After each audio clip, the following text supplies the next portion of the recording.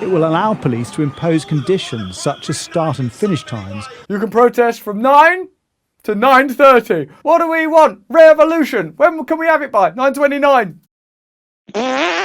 Wherever you are in the world, you may have noticed there were massive protests in London, England over the weekend. It was reported in a variety of ways. A lot of the reporting focused on the fact that it was diffuse and a number of issues were being discussed. But what is the real power of protest? What does it mean if legislation is passed that prevents protest? And why does the media report on protest in a way that diminishes its power or makes it seem ridiculous, ineffective, or lacking in direction? It was a hard-to-define protest.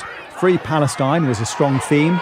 Anti-austerity, next in line. Remember, the way that the media will cover this will be to sort of exaggerate the idea that it's disparate and unfocused. That's generally how it will be covered, because the media establishment and the government establishment and the corporate establishment have a triangle of shared interests.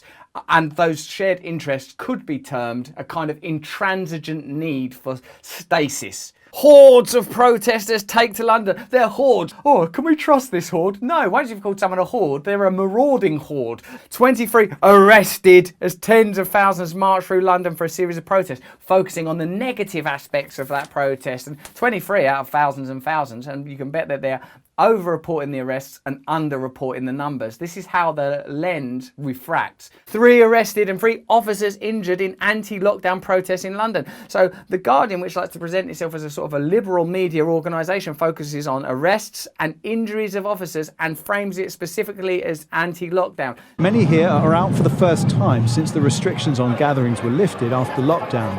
Black Lives Matter were here too, and Extinction Rebellion brought their drummers.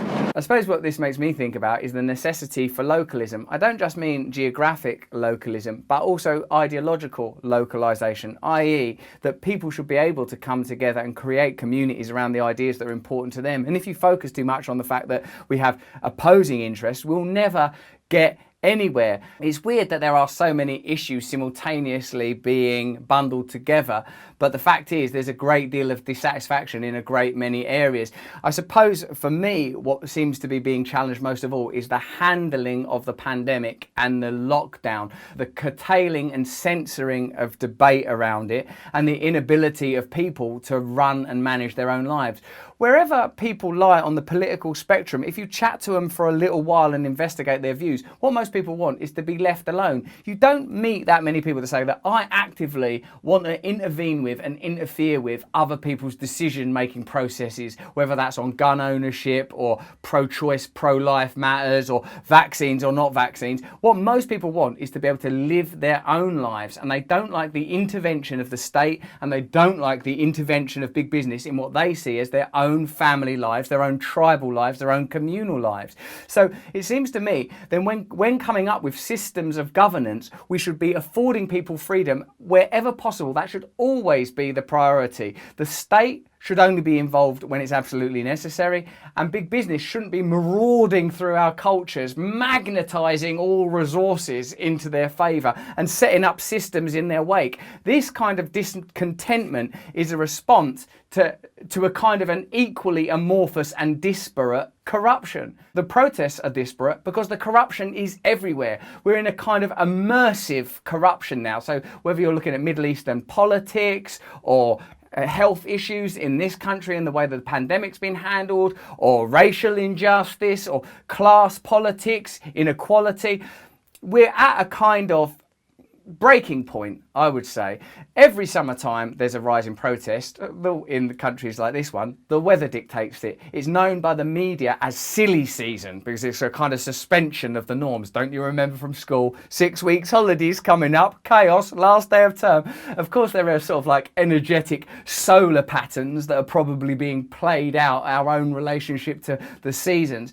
But at this particular point, at this unique moment, and I suppose every moment is unique, I think what's being addressed is a kind of burgeoning awareness of the inefficacy of our systems and the censorship around possible alternative solutions, the breakdown of debate and communication, and the lack of power people feel in their own lives. The truth is, with me, I'll speak personally for a moment, I don't mind how people want to live their lives as long as they leave me alone. Isn't that basically what you want? I want the right to form collectives and communities with people. I don't want to hurt anybody or dig people out. And I think that's what most people want. Well, they may come from lots of different groups representing a plethora of issues, but they are all opposed to one thing, and that is the police, crime, sentencing and courts bill, which they think could be a curb on their right to protest in the future. I'm against primarily the fact that we're not going to be able to protest very soon. But you want to protest right now? Yeah, but soon. I might want to do another one soon.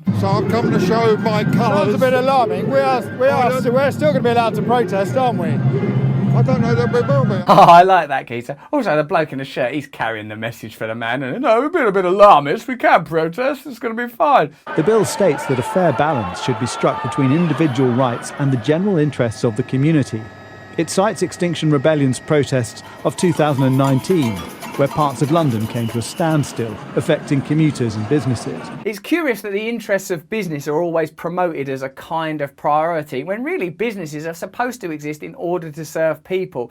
What you can see when observing this stuff and the language around it is what the agenda of the media is, what the agenda of the government is, and how these ideas hang together in a kind of impenetrable web of deceit and treachery that if we don't break through soon, we're all doomed, I tells you. It will allow police to impose conditions such as start and finish times. You can protest from 9 to 9:30. And maximum noise levels on protests. What do we want? Revolution. When can we have it by? 9:29. However, the bill states this power can only be used when the police reasonably believe that the noise from the protest may cause serious disruption to the activities of an organisation or cause significant impact on people in the vicinity of the protest. So you can protest, but you can't make any noise that could cause disruption to the activities of an organisation. An organisation, what a loose term. They've been organising this big business, or this has been organising this post. Organisation could be anything, or cause significant impact on the people in the vicinity of the protest. They might as well just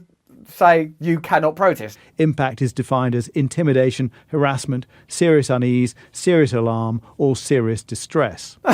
You can't start defining unease and serious alarm and serious distress. I'm alarmed! Seriously alarmed? Actually, no. All right, carry on. And so amid all the other issues, a new battleground for protesters is emerging. The right to protest itself, to disrupt and cause unease and alarm. The energy of chaos is ultimately what's required to change order.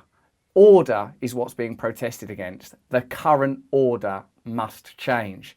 The energy of chaos gets unleashed, but chaos by its nature can be ill-defined and erratic. That's what chaos is. A protest is a sort of a brief window, a channel where these energies are potentially unleashed, as long as it can happen in a non-violent, sustained way. Why are they legislating against protest if protest doesn't do anything? Why is it necessary to control and manage protest and populations if there isn't any potential for change? The reason all this legislation takes place is not for your benefit, you know that by now, but for the benefit of people who want things to stay how they are. And when I say people, I sort of really mean institution and systemic thinking, because this is beyond individuals. And the only thing that can change it, as a matter of fact, are communities, collectives, protests. So whilst this set of protests in this particular country might seem somewhat diffuse, competing, odd and peculiar, the energy in itself, the energy of bringing forth the spirit of chaos, that is the real power, and in fact, these days, the only power that people have. We don't have the democratic power, media power, establishment power is designed to filter out the possibility of change. You'll hit a wall or a ceiling or whatever this hand is representing sooner or later. If you want the systems to change, you have to operate outside of the system. So while there are no doubt diffuse, competing and peculiar aspects to this protest, it is in fact the only solution. The government doesn't like it because they know they're wrong, they know they're not being just and fair, and they don't want us to talk about it. Well, it's a fascinating story, and it's fascinating that it's not being discussed as openly as it could be, and that it's being presented somewhat as comical, ridiculous and hopeless, when I think it's anything but.